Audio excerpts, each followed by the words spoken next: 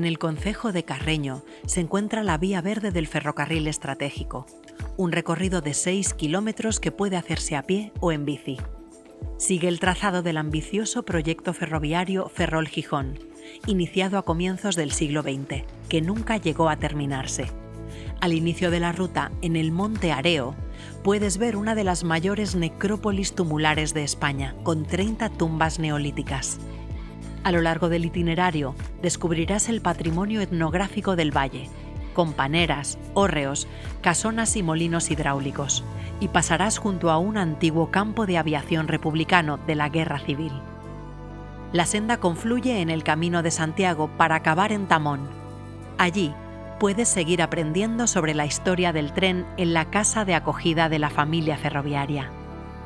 Pasea por la historia en la Vía Verde del Ferrocarril Estratégico.